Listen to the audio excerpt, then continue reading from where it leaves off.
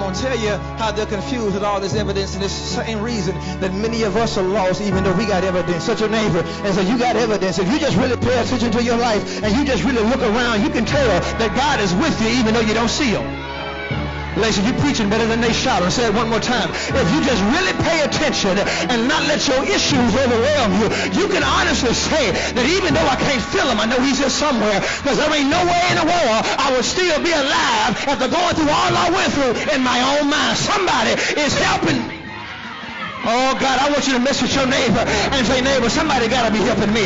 There is no way in the world I can survive this hell and make it through this trouble and make it through these problems by myself. There is a help somewhere. There's a push somewhere. There's a pull somewhere. There's a touch somewhere. And that touch, that pull, that push is greater than any man. It got to be God. Give three people a high five. Say, this had to be God. This had to be my help coming. This had to be some power from on high coming. I may not be able to see him, but I know he's there. I got too much evidence.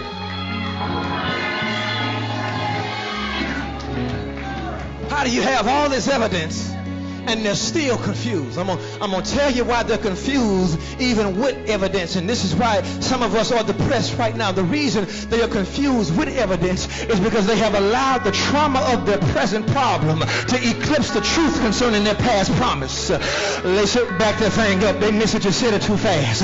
They are allowing the trauma of their present problem to eclipse the truth concerning their past promise. Lacey, what does that mean? You are letting what you're going through now make you forget what God told you back then. And I don't care how hot the fire gets. Don't ever let the devil make you forget what God told you. Give somebody a high five and say, remember your word. Remember what the Lord told you. That's why when you come to church, you cannot just come for fashion shows. You cannot just come to look cute. But you got to come paying attention to what comes across the pulpit. High five somebody and say, I ain't got time to text in church. Matter of fact, I'm going to start putting my phone on airplane mode. And everybody that need me, they're going to have to wait till about 2 o'clock.